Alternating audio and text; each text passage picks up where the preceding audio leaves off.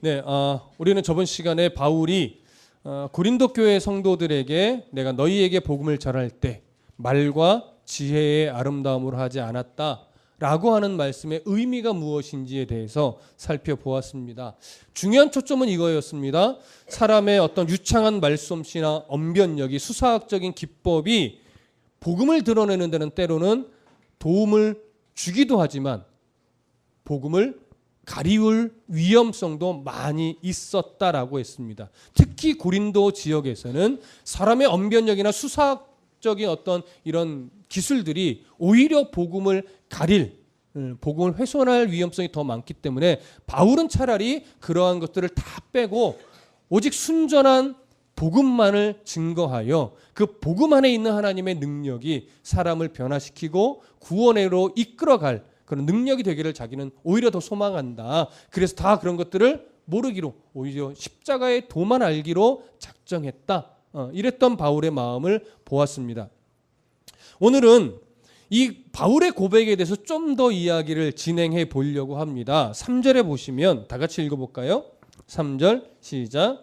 내가 너희 가운데 거할 때에 약하고 두려워하고 심히 떨었노라. 자, 이렇게 되어 있는데 이 구절은 그리고라고 하는 접속사로 사실은 되어 있습니다. 그래서 바울은요, 형제들아 내가 너희에게 나아가 하나님의 증거를 전할 때에 말과 지혜의 아름다운 것으로 아니하였나니 라고 하는 전제를 깔고 두 가지를 얘기하는 거예요. 내가 왜 말과 지혜의 아름다운 것으로 하지 않으려고 지금 애쓰냐면 첫 번째 2절에서 봤던 것처럼 내가 너희 중에서 예수 그리스도와 그가 십자가에 못 박히신 것 외에는 아무것도 알지 아니하기로 작정했기 때문이다. 그리고 또 하나 뭐냐? 바로 오늘 3절의 말씀처럼 내가 너희 가운데 거할 때 약하고 두려워하고 심히 떨었었기 때문이다. 이 얘기를 하는 거예요. 자, 그러면 지금 3절이요. 별로 2절과 어떤 매칭이 되지 않는 것처럼 여겨질 수 있어요. 그러면 이제 3절의 의미를 우리가 파악하게 되면 이해를 하게 될 텐데 먼저 3절에서 그리고 내가 너희 가운데 거할 때에 라고 하는 이 말은요. 내가 너희 가운데 나아갈 때에 이런 의미입니다. 내가 너희 가운데 나아갈 때. 그러면 어느 때를 말하는 거예요? 바울이 고린도에 처음 도착하여 그들에게 복음을 전하려 할 그때에 바로 고린도에 처음 와서 복음을 전할 때를 바울이 회상하면서 내가 그때에 어땠었다? 약하고 또 두려워하고 심히 떨었었다. 이 얘기를 하는 거예요. 자, 약하고 두려워하고 심히 떨었었다. 특별히 다른 것을 말한다라기보다 어떤 삼중적인 점층법을 사용하면서 강조하고 있는 거죠. 우리가 이제 아이들한테 무슨 막 이렇게 담력 훈련을 시키거나 무슨 무서운 이야기를 해줄 때 보면 이런 말을 가끔 해요. 내가 있잖아 그때 가슴이 갑자기 콩닥콩닥 뛰고 머리는 쭉 뼈쓰고 다리는 부들부들 떨리더라고. 이게 무슨 말이에요? 무서웠다는 얘기죠, 결국은. 이제 그런 것들을 조금 더 강조하여 표현할 때 이런 어떤 같은 뉘앙스의 다른 표현을 반복해서 쓰게 되는 거죠. 지금 바울도 그런 느낌으로 내가 너희 가운데 나가서 복음을 전할 때 내 상태가 어땠냐면 약했고 두려워했고 그리고 심히 떠는 상태였다. 물론 육체적으로도 굉장히 약해 있었고 육체적으로도 매우 힘든 상황이었지만 초점은 육체적인 약함보다도 어디에 더 있었냐면 바울의 영적 상태에 더 초점을 맞춘 표현인 겁니다. 그래서 이 약하다라고 하는 이 표현은요. 원래 이 단어가 갖고 있는 의미는 어떤 거냐면 어떤 일에 있어서 내가 무능력함을 아는 거예요. 때로는 어떤 영적 통찰력의 한계를 발견할 때 쓰는 표현이에요. 때로는 확신이 부족할 때 표현하는 거예요. 그래서 내가 이런 표현하잖아요. 제가 믿음이 약해서. 그렇죠? 그런 약하다라고 하는 것은 영적으로 보면 그런 어떤 확신의 부족이나 영적 통찰력의 한계를 느낀다거나 어떤 일에 대한 무능력함을 발견한다거나 이때 약하다라고 하는 표현, 이 표현을 쓰는 겁니다. 자, 그러면 바울이 어떤 이유로 이런 표현을 쓰는 걸까요? 그러니까 아테네에서 고린도로 넘어갈 때 바울의 영적 상태가 지금 이랬었다라고 하는 건데 자신이 복음을 전하는 일에 있어서 얼마나 무능력한가, 자기가 복음을 증거하는 일에 있어서 얼마나 영적인 통찰력이 부족한 자인가, 이런 걸 깨달으면서 뭐예요? 두려움도 느끼고 이런 걸 깨달으면서 오늘 3절에 있는 말씀처럼 심히 떨었던 모습도 가지고 있었다라고 하는 거죠. 자, 그러면 어떤 이유로 바울이 이렇게 영적인 면에 있어서 복음을 증거하는 면에 있어서 자신의 무능력함과 연약함과 부족함을 깨달은 걸까요? 오늘은 이 부분에 좀 초점을 맞춰서 살펴보려고 하는 것입니다. 자, 먼저 바울이 고린도에 도착했을 때 바울의 상태에 대해서 하나님이 어떤 평가를 하고 있는가를 좀 살펴보시죠. 사도행전으로 좀 넘어가 볼게요. 사도행전으로 좀 넘어가시고요. 파워포인트를 하나만 좀 넘겨주세요. 지도가 하나 나올 거예요. 사도행전 18장으로 가보겠습니다. 사도행전 18장 9절과 10절을 읽어보겠습니다. 사도행전 18장 9절과 10절 찾으셨으면 함께 읽어보겠습니다. 사도행전 18장 9절과 10절 시작. 밤에 주께서 환상 가운데 바울에게 말씀하시되 두려워하지 말며 침묵하지 말고 말하라. 내가 너와 함께 있음에 어떤 사람도 너를 대적하여 해롭게 할 자가 없을 것이니 이는 이 성 중에 내 백성이 많음이라 하시더라. 자, 이 말은 뭡니까? 바울이 고린도에서 어느 정도 복음을 전한 이유예요, 사실은. 그런데 복음을 이미 어느 정도 전했고 복음을 듣고 예수를 믿기로 작정하여 변화된 사람도 있었음에도 불구하고 하나님은 바울에게 무슨 말을 하냐면 두려워하지 말라. 그리고 뭐예요? 침묵하지도 말라. 그리고 말하라. 그러면서 또 10절에 내가 너와 함께 있으니까 너는 어떤 사람도 너를 대적하여 해롭게 할 자가 없을 것이다. 왜냐하면 이 성 중에 내 백성이 많기 때문이다. 이런 말씀을 한다는 건 바울이 어떤 사람에 의해 공격당한 것에 대해서 뭔가 두려움이 있었다라고 하는 거예요. 그래서 복음을 전하긴 했지만 뭐가 있었다라고 하는 거예요? 두려운 마음이 있었다라고 하는 거예요. 그래서 때로는 복음 전하지 않고 침묵 가운데 있었던 흔적도 가지고 있었다라고 하는 거예요. 그런 하나님이 바울의 중심을 보시고 오늘 지금 이 말씀을 해주시는 건데 바울은요. 그렇기 때문에 고린도에 도착했을 때 정말 늘 기쁜 마음으로 늘 가슴 벅찬 마음으로 복음을 전하는 일에 한치의 주저함도 없이 복음을 위해 그냥 곳곳을 다녔다라고 하는 의미는 아니라고 하는 거죠. 바울이 지금 굉장히 탈진 상태에 있습니다. 바울은 지금 굉장히 무거운 마음을 가지고 있습니다. 그리고 사람에 의한 어떤 공격받을 것에 대한 두려움도 가지고 있는 겁니다. 그러다 보니까 바울은요 스스로의 합리적인 명분을 집어넣는 거예요. 그래 이 정도만 복음을 전하면 되지 뭐. 내가 구태여 그들을 막 뒤집어 엎어가지고 또 나의 대적자를 만들어서 또 이런 어려움을 당하면 안 되잖아. 이런 마음을 가지면서 어떻게 한 거예요?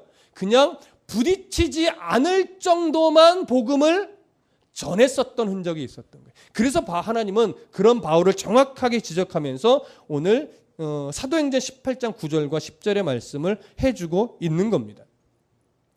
오늘은 그래서 이런 바울이 이렇게까지 탈진할 수 있었던 이유에 대해서 좀 구체적으로 살펴보면서 바울의 상태를 통해 우리에게 오늘 교훈을 찾아보려고 하는데요.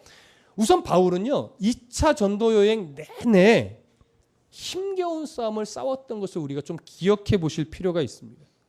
바울은 2차 전도여행을 우리가 출발하면서 여러분 오른쪽에 이제 지도를 보시겠지만 처음에 안디옥에서 출발해서 소아시아 지역을 도보로 쭉 걸어가요. 그러니까 서쪽으로 걸어가는 거죠. 서쪽으로 쭉 걸어가다가 루스드라쯤 왔을 때 이고니온쯤 도착하면서 어디로 가고 싶었냐면 서쪽에 있는 에베소로 가서 복음을 전하고 싶었습니다. 그래서 정말 내 이번에 에베소에 가서 정말 복음을 제대로 전해야지 이런 마음을 품고 막 가려고 하는데 하나님이 그 발걸음을 어떻게 하셨어요? 막으셨죠. 안 된다. 너 지금 거기로 가면 안 된다. 자꾸 발을 막으시는 거예요. 그러다가 어느 날 하나님이 꿈 가운데 환상을 보여주는데 어떤 환상을 보여주세요? 마게도냐지요. 그러니까 지금 서북쪽으로 더 가면 빌립보, 암비볼리 있는 그쪽이 마게도냐. 지금 유럽 지역이죠. 그쪽에 있는 어떤 사람이 환상 가운데 나타나서 무슨 말씀하냐면 이리로 건너와서 우리를 도우라. 이런 환상을 보게 된 거예요.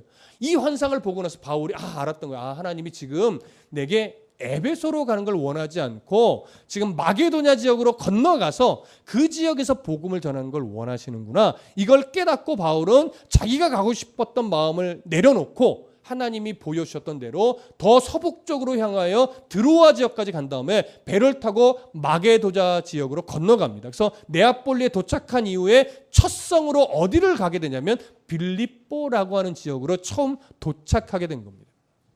그 빌립보에서 아주 귀한 동역자를 한 사람 만나죠. 바로 자주장사 루디아를 그곳에서 만나서 귀한 동역자로서의 관계를 세우게 됩니다. 그래서 이 루디아는 빌립보 지역의 교회를 세우는 데 있어서 큰 역할을 감당하게 됩니다.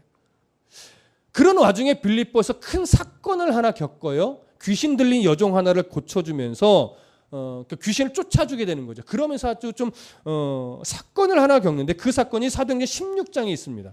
사도행전 16장으로 좀 가보시죠.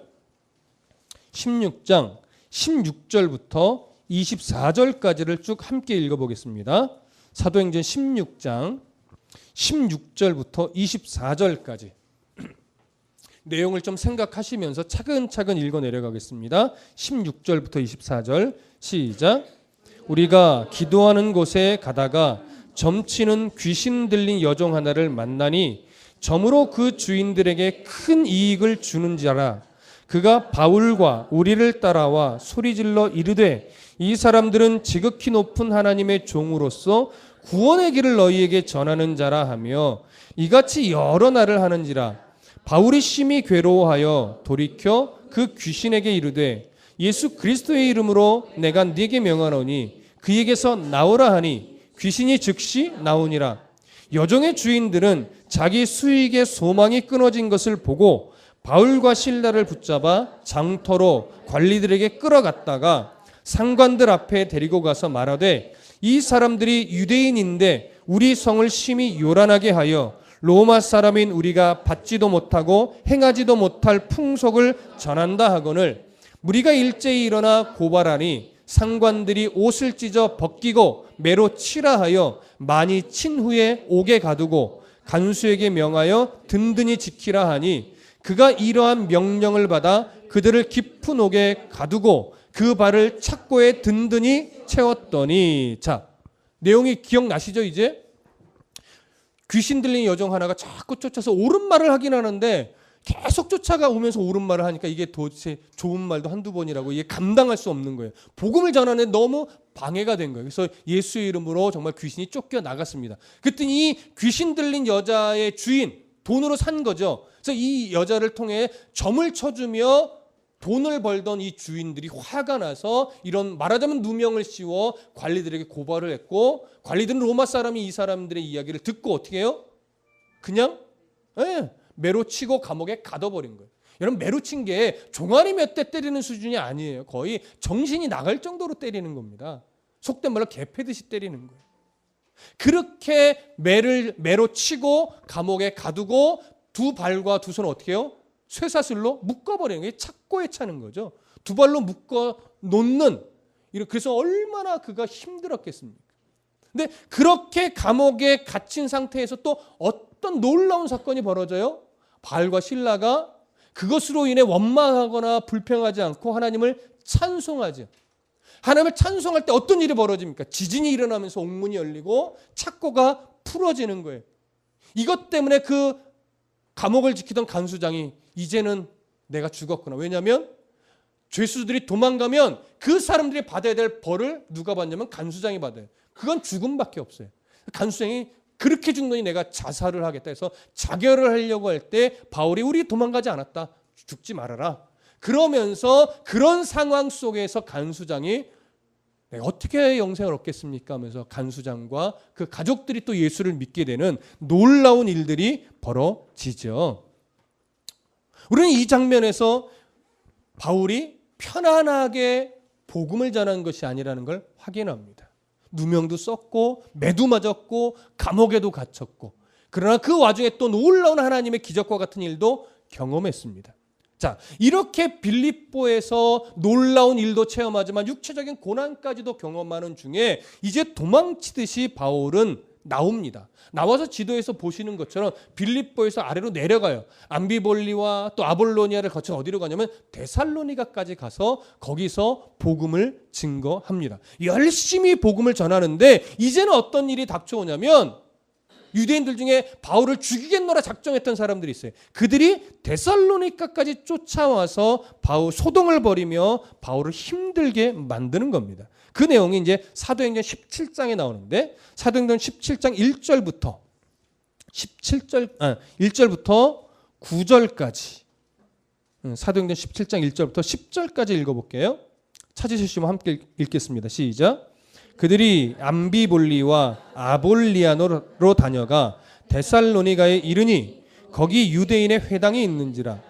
바울이 자기의 관례대로 그들에게로 들어가서 새 안식일에 성경을 가지고 강론하며 뜻을 풀어 그리스도가 해를 받고 죽은 자 가운데서 다시 살아나야 할 것을 증언하고 이르되 내가 너희에게 전하는 이 예수가 곧 그리스도라 하니 그 중에 어떤 사람 곧 경건한 헬라인의 큰 무리와 적지 않은 귀부인도 권함을 받고 바울과 실라를 따르나 그러나 유대인들은 시기하여 저자의 어떤 불량한 사람들을 데리고 떼를 지어 성을 소동하게 하여 야손의 집에 침입하여 그들을 백성에게로 끌어내려고 찾았으나 발견하지 못하매 야손과 및 형제들을 끌고 읍장들 앞에 가서 소리질러 이르되 천하를 어지럽게 하던 이 사람들이 여기도 이르매 야손이 그들을 맞아들였도다. 이 사람들이 다 가이사의 명을 거역하여 말하되 다른 임금 곧 예수라 하는 이가 있다 하더이다 하니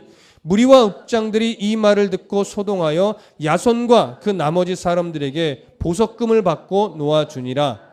밤에 형제들이 곧 바울과 실라를 베레아로 보내니 그들이 이르러 유대인의 회당에 들어가니라. 자, 이 장면에서는 바울과 실라가 매를 맞지는 않았지만 복음을 전하고 소동에 휘말려 아주 위험한 순간을 간신히 모면한 상태로 또 도망치듯이 어디로 가요?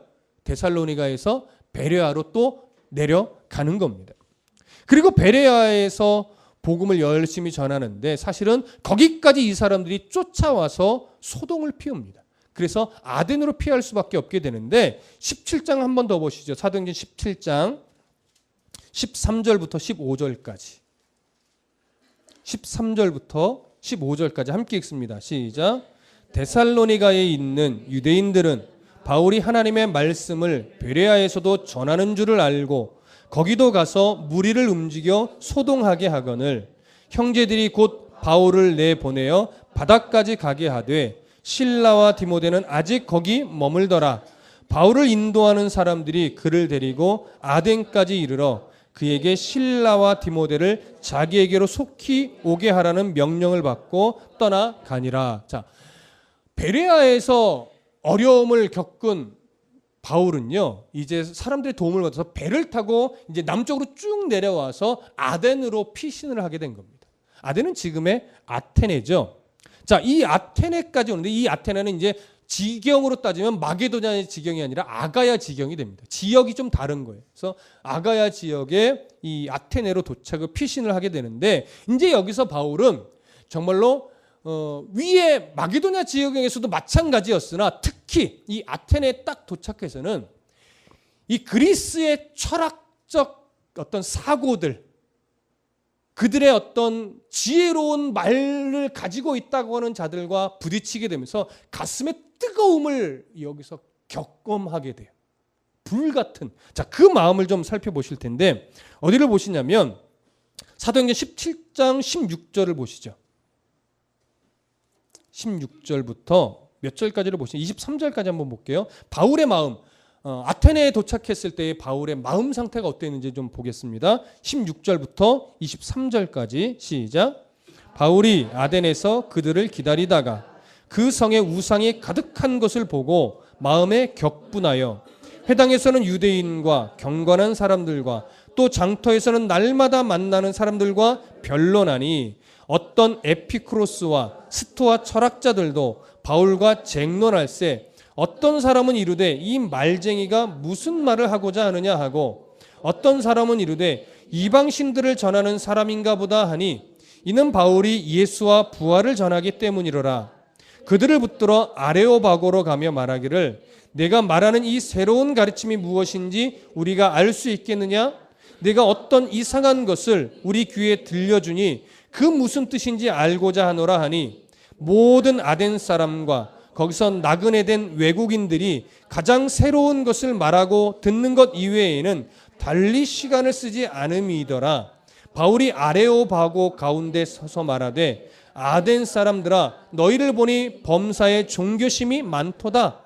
내가 두루 다니며 너희가 위하는 것을 보다가 알지 못하는 신에게라고 새긴 단도 보았으니 그런즉 너희가 알지 못하고 위하는 그것을 내가 너희에게 알게 하리라. 자, 아레오바고로 지금 바울이 여러 사람들과 변론을 막 하던 중에 이 사람들은 새로운 지혜에 대한 어떤 탐구심이 있었어요. 그러니까 이 바울이라는 사람이 내가 듣지 못했던 얘기를 하는데 이 사람들을 아예 공개적으로 바울을 세워서 좀 들어볼까? 이런 이제 주장이 생겨난 거죠. 그래서 어디로 데려가냐면 아레오바고로 데려가는데 아레오바고라는 것은 어떤 대법원이었다라고 해요. 솔로몬이 세웠다라고 하는데 이 언덕가에 세워진 이 대법원에 오히려 사람을 세워서 그의 주장을 한번 들어보자라고 하는 일을 할 수 있는 곳이에요. 그래서 그들을 이제 바울을 이 아레오바고로 데려가서 공중 앞에서 바울의 주장을 전하게 돼요. 자, 그러고 나서 그들의 주장을 다 듣고 나서 사람들이 어떻게 반응했는가, 바울의 주장을 다 듣고 나서 이 아테네 사람들이 결국 어떻게 반응했는가를 한번 살펴보셔야 되는데 어디를 보시냐면 사도행전 이제 17장 우리가 본 성경의 32절부터 34절을 볼게요. 그 앞에는 이제 바울이 주장하는 내용이고요. 그 주장에 대해서 이제 그들의 반응인데 32절부터 34절 함께 읽습니다. 시작.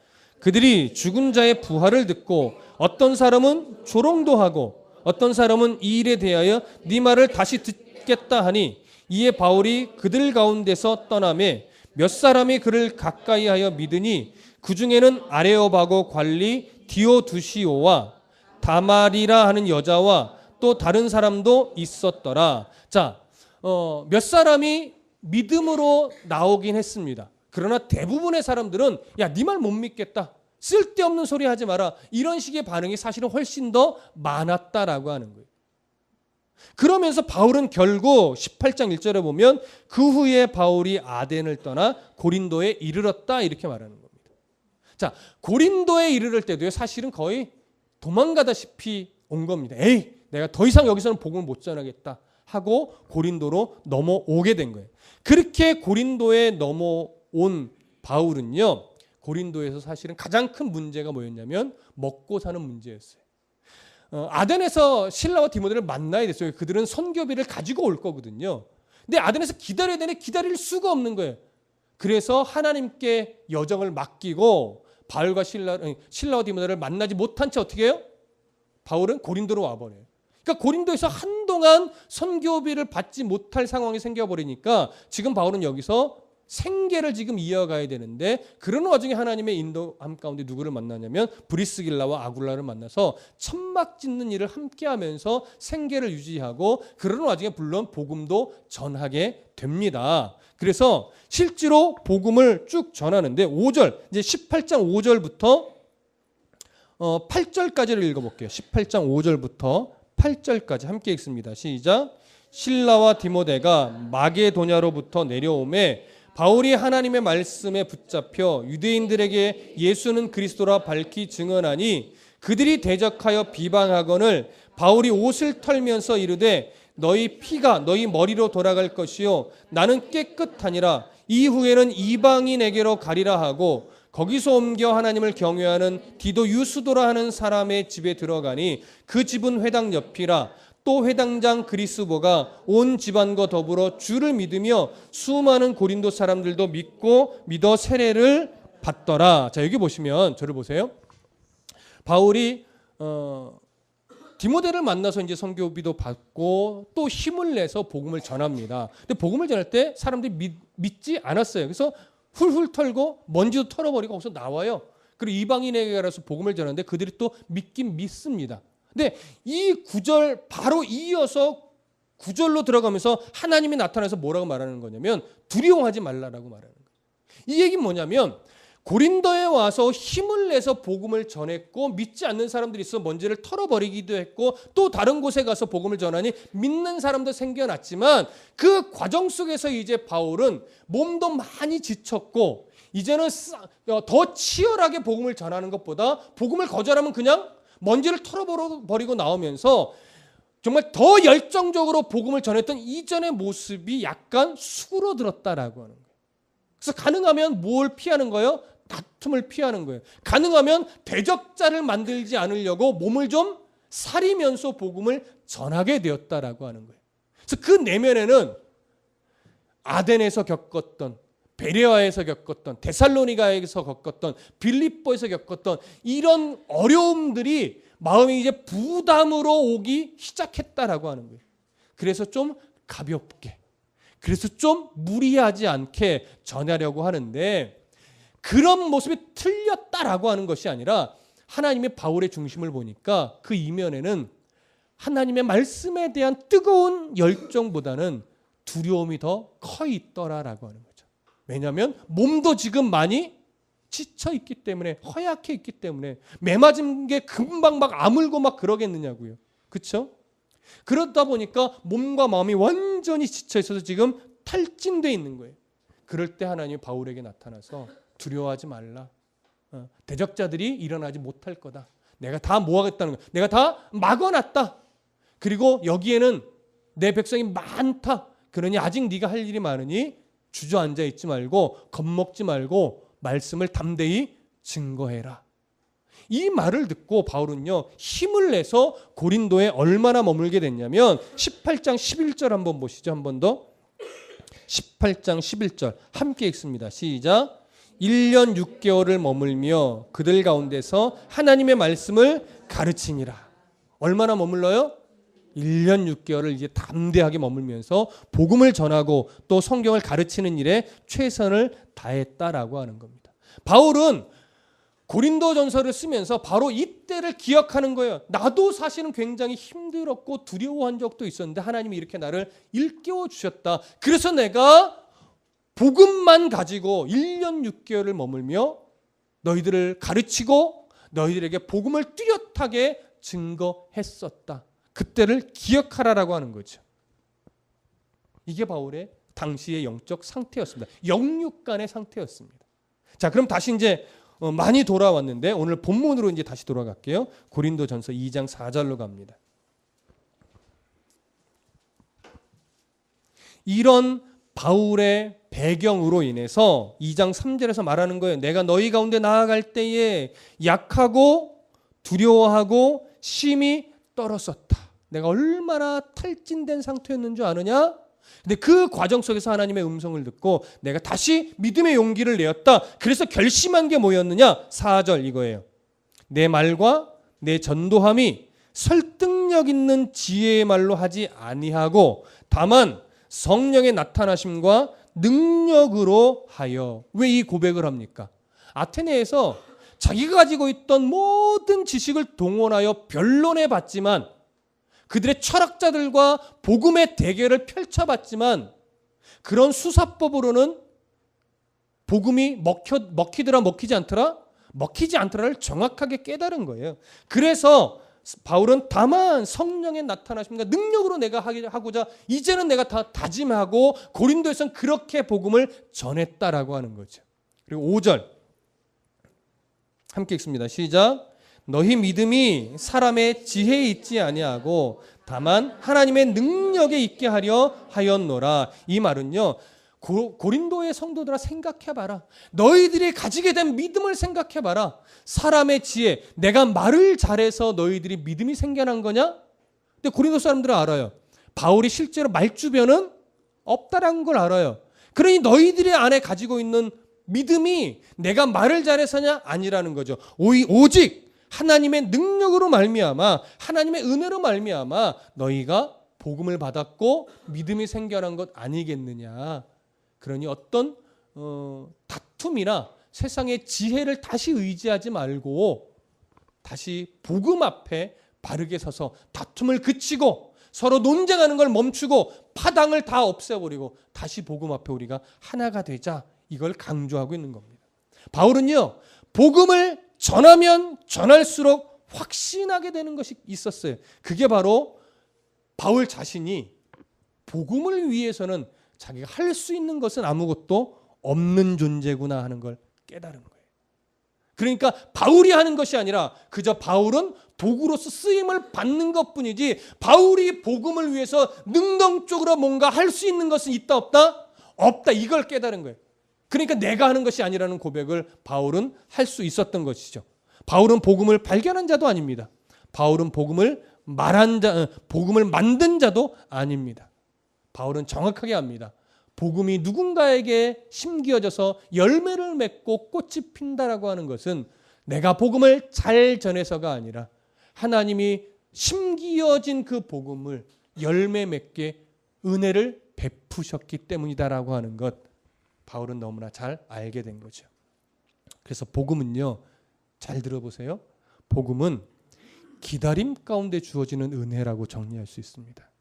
왜 기다림 가운데 주어지는 은혜라고 말씀을 드리냐면, 우리의 역할은 때로는 말로 복음을 들려주고 때로는 삶으로 복음을 느끼게 해주고, 그렇게 해서 내가 복음으로 살아갈 때 그 복음이 전하여졌다면 이제 우리의 몫은 뭐예요? 하나님이 그 들려주고 보여주고 느끼게 해준 복음에 하나님이 열매를 맺고 꽃을 피우실 때까지 우리는 하나님을 믿음으로 뭐 하는 거예요? 기다리는 거예요. 얼마 전에 아내랑 좀 친구 가족을 이렇게 만났습니다. 근데 그 친구 가족 중에 남편이 사실 청년 때부터 교회에서 늘 활동을 하던 친구인데 결혼을 하고 나서부터 무슨 말을 하냐면, 나 하나님이 믿어지지 않아. 난 잘 모르겠어.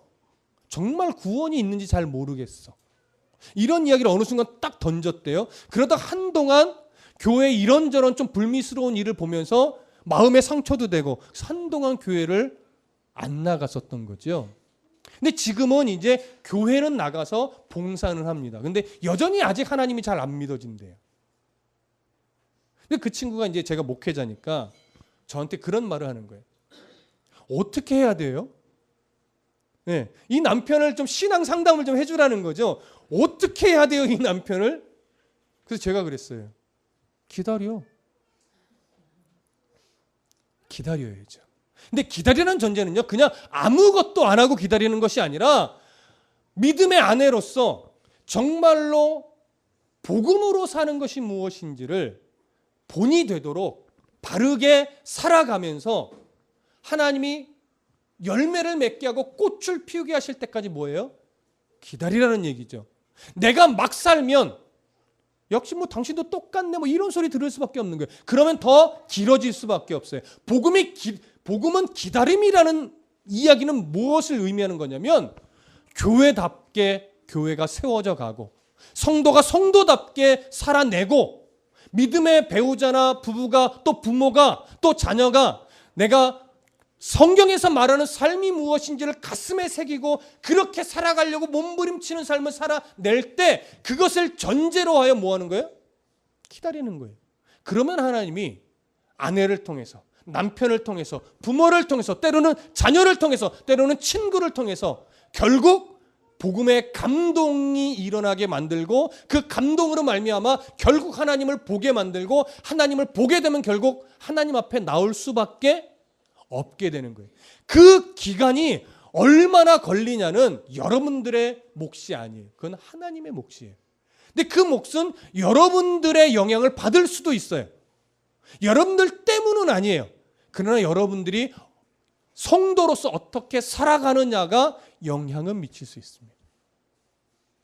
중요한 건 여러분들이 하나님을 얼마나 신뢰하느냐의 문제이고, 그 신뢰하는 하나님을 믿음으로 내가 어떻게 살아가느냐의 문제고, 그 삶을 통하여 복음을 드러내 보여주고 있다는 걸 잊지 않는다면 내가 믿음의 남편이요, 아내요, 믿음의 부모요, 믿음의 자식이요, 믿음의 친구라는 걸 잊지 않고 행동 하나하나, 말투 하나하나를 조심하여 살아가는 싸움을 하고 있다면 그 다음은 여러분들이 할 수 있는 게 없어요. 그 다음은 뭐예요? 그 다음은 하나님의 몫이에요. 그 다음은 우리는 기다리는 것밖에 못해요. 그러니까 우리의 역할은 뭐예요? 정말로 믿음의 사람답게 살아가고 있느냐? 이 싸움을 정말로 넘어질지라도, 연약하여 실수할지라도 그 싸움을 해내고 있느냐가 가장 중요해요. 그거 없이 하나님 믿게 해주세요. 이거는요, 말도 안 되는 거예요. 나의 역할이 뭐냐라고 하는 거죠. 나의 역할이. 복음으로 사는 거예요. 순전한 복음으로 살아내는 싸움을 우리가 해. 그건 우리의 역할이에요. 그리고 그걸 통해서 누군가가 교회에 나와 하나님을 만나게 되는 건 그 다음은 기다림이에요. 그 다음은 하나님의 몫이에요. 그러니까 초조해하지 마시라는 거예요. 우리는 이 기다림에서 많이 실패합니다. 내가 초조해서, 내가 불안해서. 때로는 그것마저도 뭐예요? 하나님을 신뢰하지 못하는 거예요. 여러분들의 역할에 최선을 다하세요.